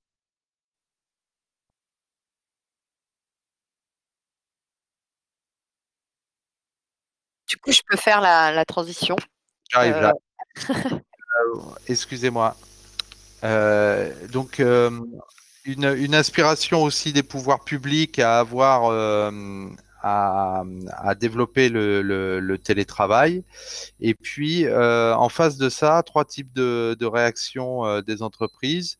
D'une part, celles qui sont les plus conservatrices et qui font de la résistance au changement, qui ne veulent pas modifier leurs organisations du travail. D'autre part, celles qui s'emparent de cette occasion, au contraire, pour modifier leur organisation. On peut penser, par exemple, à une adaptation de la politique immobilière de l'entreprise pour réduire les mètres carrés et ainsi faire des économies en mettant un certain nombre de personnes en télétravail. Et puis, la troisième modalité de réponse, ce serait le développement de nouvelles formes d'entreprises qui sont pour le moment très marginales, mais qui donneraient plus de place aux salariés dans l'organisation du travail, dans la gouvernance, etc. Donc des entreprises de type coopérative, entreprises libérées, etc. Dans ce scénario, on aurait une augmentation des inégalités et des tensions entre des catégories de travailleurs, certains étant plus protégés, plus autonomes, et d'autres étant plus contraints, plus exposés. Voilà. Le scénario 3, c'est un scénario beaucoup plus positif, c'est le rayon de soleil de cette fin de matinée. Il s'appelle flexi-sécurité et souplesse des organisations du travail. Là, dans ce scénario, on aurait une réorientation écologique de l'activité, donc en gros le plan de relance verte, hein, et on aurait donc un développement du télétravail, du travail indépendant, des adaptations des modalités d'organisation, avec une dimension territoriale importante, la recherche de synergie territoriale, de dispositifs du type écologie industrielle et territoriale. Et puis des mécanismes de sécurisation des parcours professionnels, notamment pour gérer les transitions entre les métiers qui seraient abandonnés ou en déclin, et puis les nouveaux secteurs d'activité en développement qui ont besoin de compétences spécifiques. Et donc, dans ce scénario, on aurait un système avec des investissements importants en formation qui permettrait de gérer ces transitions, notamment à l'échelle de bassins d'emploi ou de territoires. Et le dernier scénario, lui, au contraire, c'est un scénario assez sombre qui s'appelle entreprise en mode survie et précarisation de l'emploi. Dans ce scénario-là, on aurait des crises à répétition et qui dureraient, des effets importants en termes de destruction d'emplois et des entreprises dont le seul objectif serait d'assurer leur survie. Donc, dans ce scénario, on aurait par exemple une plateformisation de l'économie qui s'étendrait à de nouveaux secteurs, une précarisation de l'emploi et puis sans doute un basculement d'un certain nombre d'activités dans l'économie informelle. Alors, il y a une question de Michael Grévin. Peut-être, je me permets de te poser une question, Marc, qui suggère que dans le secteur public comme privé, il y a eu un effet de douche froide sur le télétravail, les problématiques de sécurité. On sait aussi que parfois, quand il y a quelque chose qui passe en force dans l'opinion publique comme ça peut entraîner aussi des effets de rétropédalage où tout d'un coup, on se dit, ah mon Dieu, en plus, vu que ça a été une marche forcée, pour le coup, on peut imaginer aussi que certains n'aient plus du tout envie, dans une reprise normale d'activité, de vivre encore la question du télétravail. Un Oui, oui, regard, il une y a des, réaction? il y a les effets douche froide, par exemple, on l'a constaté à l'hôpital où, au plus fort de la crise, au mois de mars-avril, les équipes avaient gagné beaucoup en autonomie et s'étaient affranchies d'un certain nombre de procédures gestionnaires dans les hôpitaux. Et puis, dès l'été, quand il y a eu une accalmie au niveau sur le front de l'épidémie, ces équipes ont vu revenir entre guillemets les gestionnaires, resserrer la vis, etc. Donc il y a des effets effectivement de balancier qui se constatent. Alors, je vous propose de terminer. Là, j'ai juste deux enjeux que je voulais pointer rapidement avec vous parce qu'ils sont les plus. On en a sorti plusieurs de ce travail, mais ils sont particulièrement intéressants au regard de la problématique numérique et travail. Le premier enjeu, c'est celui du travail à distance et des questions qu'il pose. Alors, la diapo est un peu sautée dans sa mise en forme, mais en gros, en haut à gauche, c'est les tendances lourdes qui étaient à l'œuvre ces dernières années, c'est-à-dire en France, plutôt peu de télétravail, 3% de télétravailleurs réguliers à au moins un jour par semaine avant la crise, des salariés et des pouvoirs publics plutôt en demande d'un développement du télétravail, et puis des entreprises plutôt réticentes, je schématise. Ce qu'on voyait émerger avant la crise, c'était le développement du coworking, le développement aussi du crowdworking, c'est-à-dire le travail à la tâche connecté pour des plateformes de type Amazon Mechanical Turk. Et puis, vraiment de manière embryonnaire, quelques entreprises en full remote, c'est-à-dire 100% travail à distance. Mais on avait vu aussi déjà avant la crise des entreprises faire machine arrière sur le télétravail. Des entreprises comme Yahoo ou IBM, dès 2017, avaient demandé à leurs télétravailleurs de revenir sur site parce qu'elles estimaient qu'elles perdaient en créativité, en capacité d'innovation, etc. Donc ça, c'est le travail à distance, c'est une question qui va s'imposer pratiquement à toutes les organisations du travail. Donc la question, c'est voilà, comment on fait pour maintenir la cohésion des équipes dans des collectifs qui sont physiquement dispersés. On a bien vu le management des équipes à distance, il pose des questions particulières. C'est plus du tout le même exercice que de manager une équipe en présentiel. Il y a la question de la formation et de l'intégration des jeunes dans des organisations du travail où les gens sont dispersés comme ça. Et puis, il y a la question de l'articulation des stratégies d'entreprise avec leur environnement, les collectivités, les questions de transport, de logement, etc., d'infrastructure. Et la deuxième question, très importante à mon avis, c'est celle de l'autonomie des travailleurs et des équipes. Donc là, les tendances lourdes, c'est qu'on est toujours, malgré le développement des nouvelles technologies, dans des fonctionnements, des organigrammes en silo sur lesquels on a plaqué des organisations en mode projet pour essayer de mettre un peu de transversalité, sur lesquels on a plaqué des normes de qualité, de production, etc., qui ajoutent des contraintes. Et puis, par-dessus ça, on ajoute l'injonction à être toujours de plus en plus agile. Alors, ce qu'on voyait émerger déjà avant, c'est une aspiration des salariés à un peu plus de sens du travail, remise en cause ce qu'on appelle les bullshit jobs ou les emplois à la con, le développement de formes alternatives d'organisation qui donnent plus de place, plus d'autonomie aux travailleurs, du type coopérative ou entreprise libérée, le développement aussi du travail indépendant, en réaction à ces organisations très contraintes. Et puis, à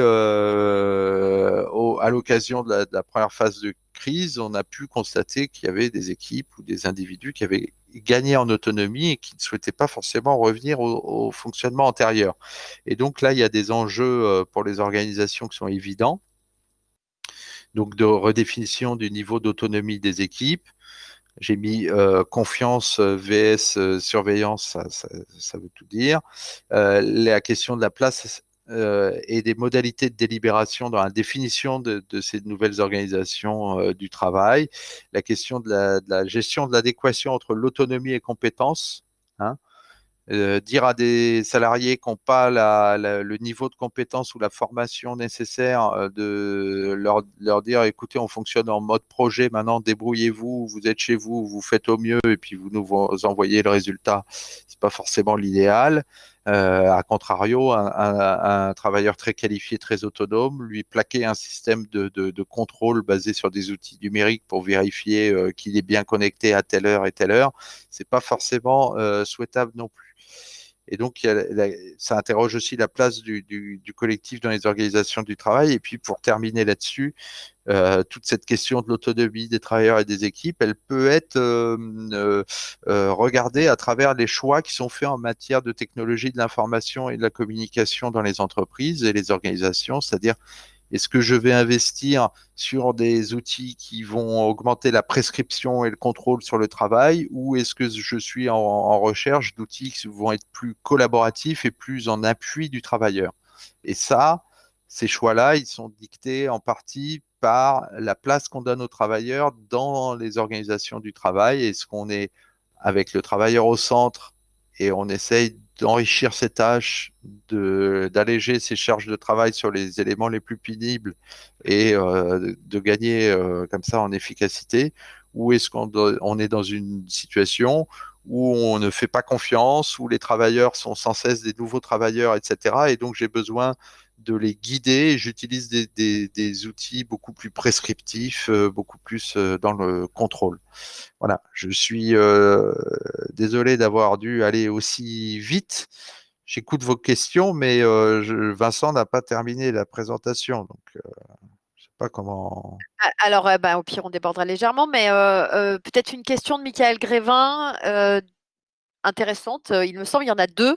Il demande si une infographie qui expose les avantages et les inconvénients du télétravail ne serait pas nécessaire avec la question des dérives. Alors, j'imagine que ça existe déjà, donc du coup, je vous interpelle volontairement pour savoir si on ne peut pas trouver la source et la glisser dans le chat.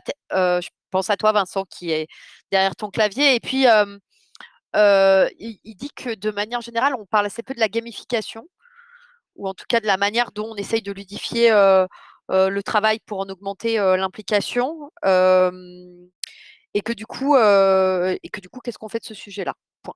Alors, la gamification, c'est un sujet extrêmement intéressant. Effectivement, on l'a pas trop traité là, mais c'est très lié au numérique. On a plein on commence à collecter pas mal d'exemples d'importation de technologies ou d'outils du jeu vidéo vers les milieux de travail pour essayer d'impliquer davantage, que les travailleurs s'impliquent à fond ou s'engagent à fond dans leur travail. Donc mais ça c'est un sujet à part entière, d'ailleurs, qui fera peut-être l'objet un jour d'un travail de prospective de l'INRS sur le jeu et le travail.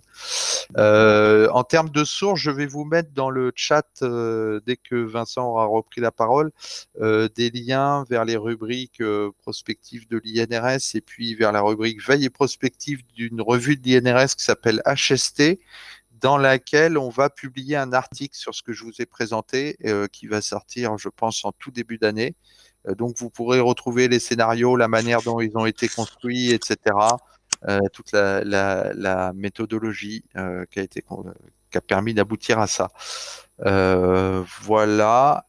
Et Merci, sur infographie, télétravail, je vais regarder, mais il y a des choses sur le télétravail sur le site de l'INRS qui ont été produites. Je vous mettrai peut-être les liens. Eh ben, super, merci beaucoup.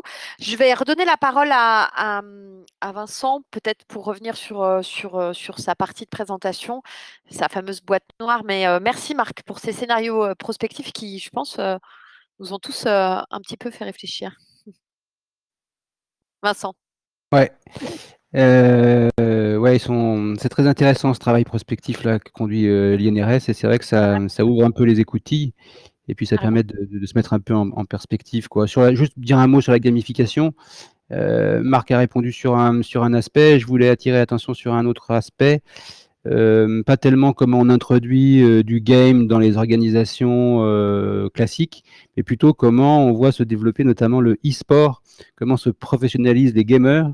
Et là, on a sans doute, il y a des travaux de recherche et de thèse en cours là-dessus, mais là, la manière dont sont engagés les individus pour faire carrière, la manière dont ces carrières sont régulées, dont les compétitions sont organisées, tout ça attire notre attention sur le fait qu'on a là peut-être une espèce de foyer à risque psychosociaux, notamment pour les plus jeunes d'entre nous qui verraient là une manière de s'en sortir et de se jeter à corps perdu. Donc c'est intéressant aussi à approcher sous cet angle de la professionnalisation des gamers. S'agissant de cette dernière partie, puisqu'on est un petit peu en retard, je vais aller relativement vite. L'idée, c'était de se dire, est-ce qu'on peut se donner quelques éléments de repère ou quelques éléments de méthode pour réfléchir à comment, au fond, on fait mieux la jonction entre des préoccupations liées au travail et puis des préoccupations liées à la digitalisation des entreprises. Et donc, vous proposez quelques représentations schématiques pour interroger ces projets de transformation. Est-ce que tu veux bien passer à la planche suivante, s'il te plaît, Marc ? Voilà, d'abord peut-être se dire qu'évidemment, on l'a déjà dit, le numérique, c'est pas que de la technique, c'est aussi du social, c'est aussi de l'organisation. Et au fond, l'idée pour résister à cette approche un peu de déterminisme technique qui emporterait tout sur son passage, se re-questionner sur la place et le rôle des organisations, essayer d'ancrer ces transformations numériques, de les situer et de les ramener au fond à une sorte de creuset culturel que serait l'organisation qui serait amenée à composer avec d'un côté un système technique et de l'autre côté un système social au regard des objectifs et de l'histoire et de la culture de l'entreprise. Donc, essayer d'avoir une lecture peut-être plus organisationnelle, et en même temps, ça rejoint les ouvertures de Marc sur l'autonomie des équipes, l'autonomie des individus face à ces transformations, comment les organisations peuvent trouver des moyens d'organiser et de créer les conditions d'une autonomie réaliste, qu'on puisse supporter durablement et ne pas simplement ouvrir les frontières pour casser les silos et puis après exposer tout le monde, je dirais, à tout vent. Donc, ce schéma, il est intéressant pour pointer cela, ramener la question organisationnelle. En même temps, ce schéma, il a évidemment des limites, et parmi ces limites, c'est d'être un peu simpliste, comme s'il y aurait des systèmes techniques et des systèmes sociaux qui seraient parfaitement disjoints et qui se raccorderaient de manière presque comme un puzzle à travers la pièce organisation. Donc peut-être que c'est l'intérêt, c'est de montrer, de se décentrer par une approche technique, mais le risque, c'est aussi de se faire piéger un peu par une approche un peu simpliste des organisations. Et donc je vous propose un deuxième schéma pour essayer de déconstruire un peu cette approche-là. Se dire que dans les organisations, évidemment, vous le savez, les organisations de travail, elles ne sont pas homogènes. Et oui, c'est vrai qu'il peut y avoir des spécialistes ici, des humains entre eux, c'est-à-dire par exemple le RH ou les managers qui sont soucieux de la bienveillance, etc. Et puis aussi des gens qui sont un peu plus spécialistes des non-humains, les responsables informatiques et autres, et qui cheminent parfois de manière un peu parallèle. Et lorsqu'ils se rencontrent, on pourrait dire le raccordement ne se fait pas tout à fait naturellement ou tout à fait magiquement. Il y a évidemment des compétitions, des jeux de pouvoir, des jeux d'acteurs. Et donc, ce qui nous intéresse, nous, c'est de les regarder précisément dans le détail de ces jeux d'acteurs et de voir comment, dans les projets de transformation, il y a peut-être des marges de manœuvre pour organiser mieux cette rencontre entre les différentes parties prenantes.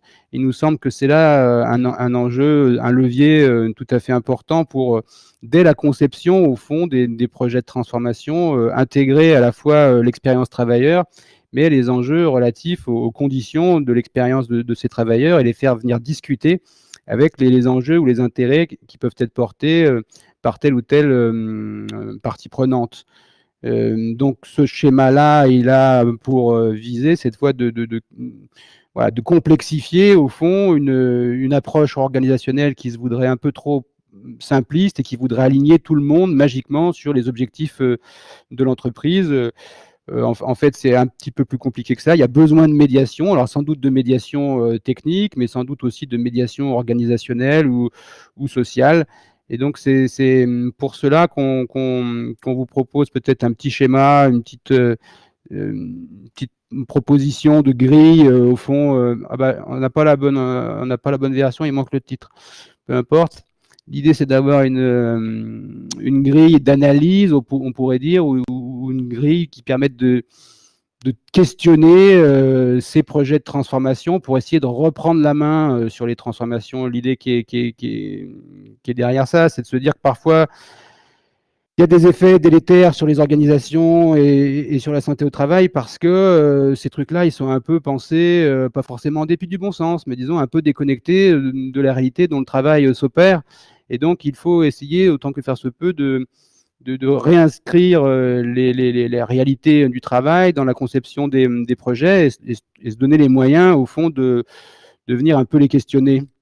Et donc, la proposition d'analyse qui est ici, c'est de se dire, il y a peut-être six pans de questionnement qu'il s'agirait d'adresser aux projets de transformation ou aux outils numériques. Le premier pan, c'est celui de leur utilité. À quoi et à qui ces projets sont-ils utiles?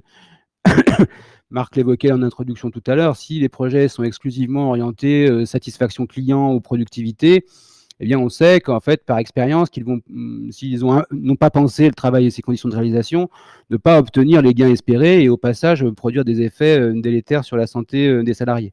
Donc, du coup, essayer d'équilibrer, de reconnaître qu'à l'intérieur de l'organisation, il y a plusieurs rationalités qui cohabitent, essayer de trouver des espaces d'équilibre entre les intérêts portés par les uns ou les intérêts portés par les autres.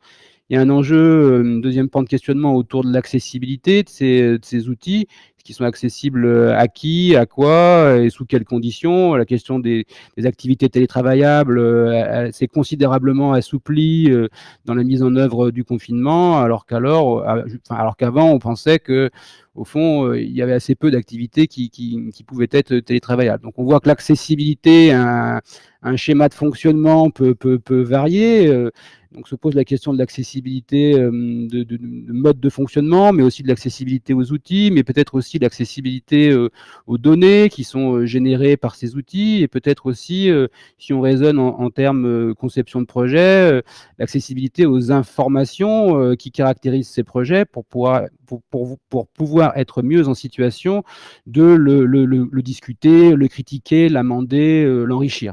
Donc, il nous semble que cette question de l'accessibilité, bien sûr, elle est importante et elle peut être exploitée dans différents registres, si on peut dire. Donc, utilité, accessibilité, mais il y a aussi l'enjeu du caractère utilisable de ces outils. Alors, ils peuvent être utiles et ils peuvent être accessibles, mais si c'est plus fastidieux, plus embêtant pour moi d'utiliser un nouvel avatar numérique, artefact numérique, que d'utiliser mon vieux calepin, eh bien, il y a peu de chances que j'utilise ce vieux calepin, que j'utilise cet outil, donc à moins d'y être contraint.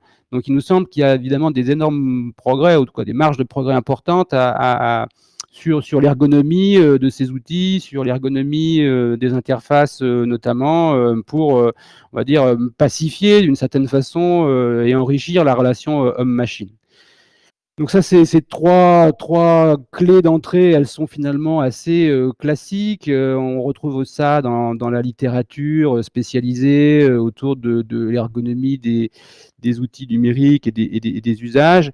Et puis, il nous semblait important de ramener aussi trois autres, on pourrait dire, pans de questionnement qu'on retrouve également dans la littérature, mais de manière un petit peu plus dispersée. Le premier qui est autour de la discutabilité de ces projets, c'est-à-dire au fond ces projets ils arrivent dans l'entreprise ou dans l'organisation, mais quand, avec qui et comment ont-ils été discutés? Est-ce que c'est un projet qui est top-down et qui était largement mûri, on en vient en discuter une fois qu'il est en mode de déploiement et qu'il n'y a presque plus rien à discuter si ce n'est les modalités de sa mise en œuvre?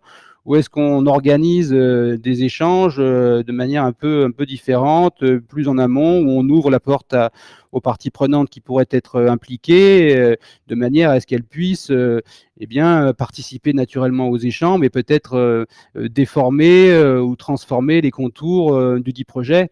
Ça nous semble important, cet enjeu de discutabilité, parce que c'est pas parce qu'on aime bien boire le thé et qu'on aime bien discuter qu'on dit ça. C'est parce que ça ne vous a pas échappé qu'il y a des problématiques de sens aussi au travail. Et donc, c'est le point 5, la question de l'intelligibilité de ces projets, la question du sens que ça fait, le sens que ça a pour les individus.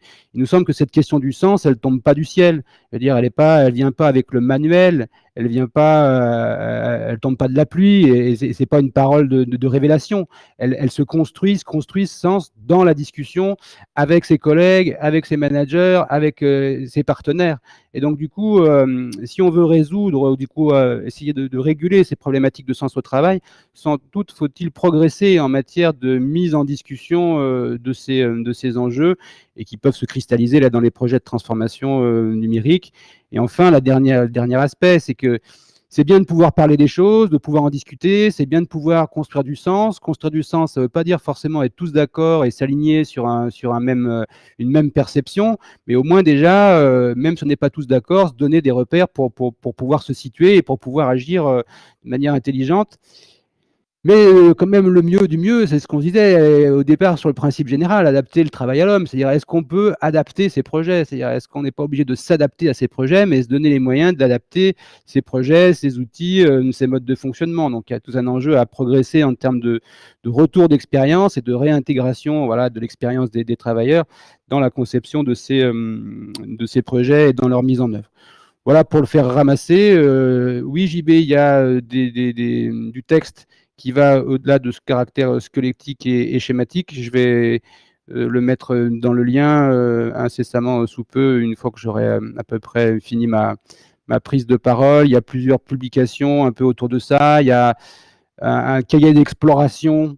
C'est un format chez nous qui fait un peu, quand on fouille, qu'on était un peu en mode émergence autour de ce sujet des transformations numériques, on a un peu capitalisé quelques éléments et puis on a un rendu un peu synthétique. Et donc, vous allez trouver des éléments autour de ça, mais surtout, plus récemment, on a un autre format de publication qui s'appelle les 10 questions sûres. Et donc, il y a un peu des 10 questions sûres de l'ANACT, un peu sur tous les sujets de l'ANACT, quoi. Et il y en a un sur la maîtrise des transformations numériques, où là, on retrouve des éléments d'explicitation tout à fait ciblés autour de cette boîte noire. Et je ne sais plus ce qui vient après, ou peut-être c'est la conclusion, c'est l'heure, on a déjà débordé, non? Ouais, Ah on oui, a c'est ça. Voilà. Donc, sur la du fin. coup, on dit merci, et on dit surtout que là, on est intéressé, nous, et c'est Dory qui nous avait mis un peu on pourrait dire le pied à l'étrier ou la puce à l'oreille, de voir comment cette question de la médiation numérique au travail, elle pouvait être un sujet d'exploration, un sujet de partenariat. Donc avec Astrée, Chronos et la Mednum, on lance une expédition sur la médiation numérique en entreprise. On espère qu'on pourra réaliser ça pendant le premier semestre et pour la première partie, et puis ensuite pendant le second semestre pour la deuxième et jusqu'à 2022.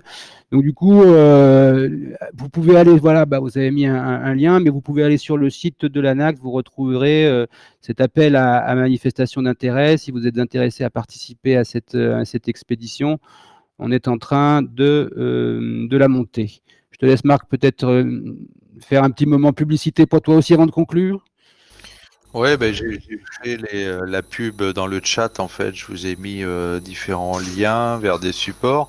J'ai signalé, j'ai mis un lien vers l'agenda parce qu'il y a un service de médecine du travail qui organise cette semaine, là, le 17, un webinaire sur les questions de télétravail, si ça vous intéresse.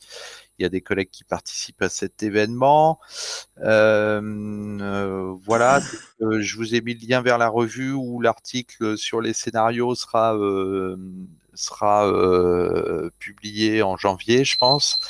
Et ce qu'il faut savoir, c'est que à l'INRS, mais avec les collègues de l'ANACT et puis des collègues aussi du réseau Sécu risque professionnel, on est en train de travailler sur une déclinaison des enjeux de santé et sécurité au travail de ces scénarios. Donc, de poursuivre l'exercice en allant plus précisément sur les questions de risque professionnel, sachant qu'une des limites de cet exercice que je vous ai présenté, c'est qu'il est interprofessionnel, qui présente des scénarios très transverses.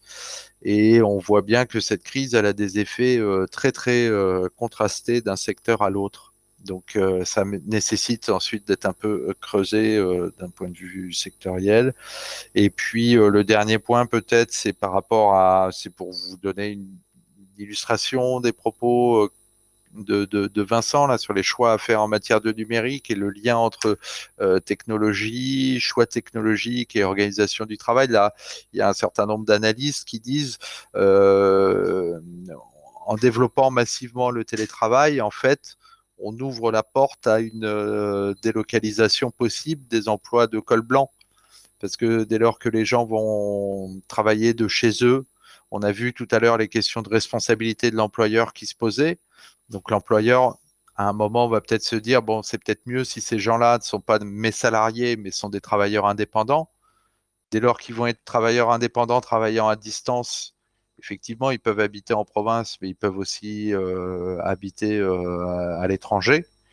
On voit qu'il y a des pays comme Dubaï ou la Barbade qui ont créé des visas spécifiques d'1 an pour les télétravailleurs qui souhaitent aller faire du télétravail au chaud.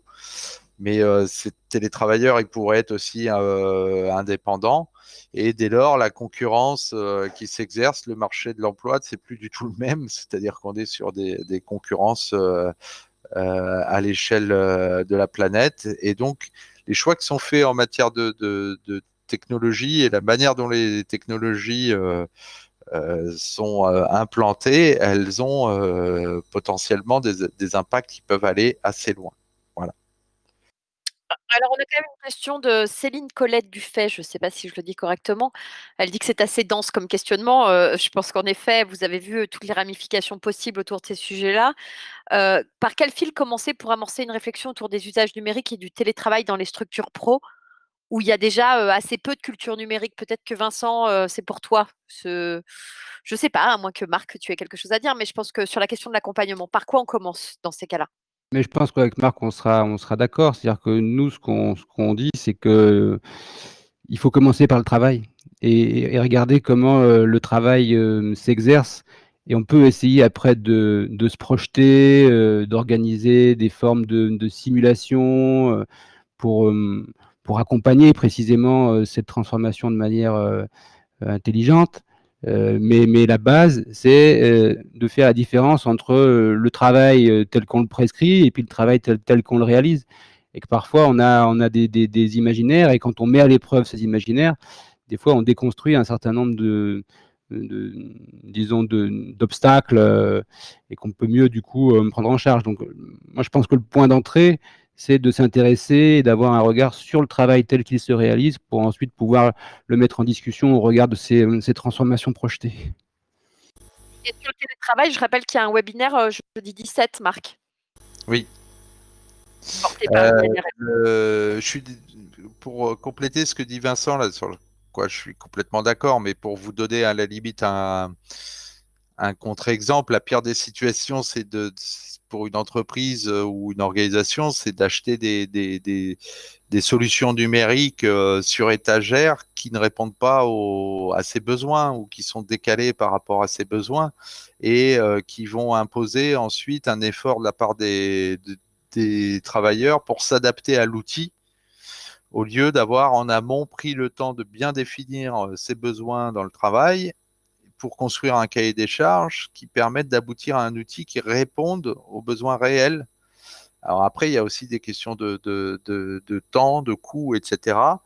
Mais on voit quand même souvent des effets délétères que peuvent avoir les situations où on impose un outil de travail numérique à des équipes qui doivent ensuite essayer, tant bien que mal, de comprendre comment ça fonctionne et de s'y adapter, alors que l'outil n'est pas conçu au départ pour répondre à leurs besoins, quoi.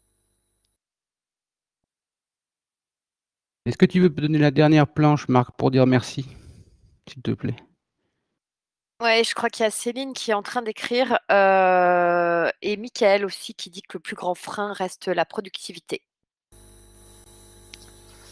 Je crois qu'il est encore Oui, sur la mais il n'y a pas de, comment dire, il n'y a pas de contradiction, quoi, il n'y a pas de lien automatique entre numérique et productivité. La robotisation, par exemple, dans l'industrie, quand elle est mal pensée, elle conduit à des catastrophes en termes de productivité. Et donc, c'est une approche globale qu'il faut avoir. On a l'exemple de Tesla, hein, qui avec ses usines 100% robotisées, soi-disant, n'a jamais pu atteindre ses objectifs de production et a été obligé, d'une part, de remettre des ouvriers dans des usines qui avaient été conçues pour être uniquement robotisées, donc c'était une catastrophe en santé et sécurité au travail, et d'autre part, de construire une troisième ligne de production sous une tente sur le parking de l'usine, quoi. Ce qui est une situation complètement hallucinante pour une entreprise qui est censée être à la pointe de l'innovation, quoi. On t'entend pas, Dory. Dory, on t'entend pas. Il faut remettre le micro. Oui. il fallait appuyer sur un bouton, c'était hyper compliqué. C'est les remerciements. Je viens de voir que tu as fait une petite blague, Vincent. Hein. Ouais, tu as vu, voilà. Donc, Non, mais merci Dory pour cette invitation à ce NEC et d'introduire les questions de travail. Il me semble que c'est un enjeu. Et du coup, je voulais remercier évidemment Marc d'avoir bien voulu participer avec moi et puis tous les gens du groupe de pilotage de l'action du plan santé au travail dont les noms sont à l'écran. Bah, merci à vous, c'était un plaisir. eh ben ouais, c'était un plaisir de vous avoir et en effet d'ouvrir ces sujets-là sur la question du travail. Moi, j'arrête pas de me dire que cette boîte noire, je vais la fabriquer là. Je pense que je suis en prototype la semaine prochaine. On va avoir un objet tangible et tout ça. Mais du coup, je pense qu'en effet, il faut qu'on arrive à se donner des outils et à avancer sur ces questionnements. Et après, on ne sait pas de quoi demain sera fait, malgré tous ces superbes outils prospectivistes qui nous permettent d'imaginer le travail de demain. De toute façon, disons qu'on avance en marchant, quoi. Exactement. Avec tout ce qui va avec. Donc merci à tous, vraiment. On va tout faire. Moi, j'ai tout documenté, j'ai pris plein de notes, etc. Je mets tout au clair pour une republication qui normalement devrait avoir lieu vendredi. Donc on va tout déployer, ce qu'on a collecté durant ce mois de travail dès vendredi, dont une page qui sera dédiée au travail. Merci à tous les deux. Ça marche. Merci beaucoup. À très bientôt. Ouais, et je réponds à Inaki. Eh ben, c'était quoi la question? Oui, c'est un atelier cet après-midi. J'ai fait n'importe quoi. C'est un atelier sur le pass numérique qui était prévu et qui est donc bien prévu de 14h30 à 16h. Et la masterclass pass numérique, ce sera le 16. Voilà, merci à tous en tout Et cas. vive la Nouvelle-Calédonie. Et vive la Nouvelle-Calédonie. On vient bientôt. Hein. Je ne sais pas s'ils sont toujours là parce qu'il est quand même tard chez eux, mais on vient bientôt. Méfiez-vous, la Nouvelle-Calédonie. Il est toujours là, il était content. Bon, à bientôt. Merci À beaucoup. bientôt. Au revoir.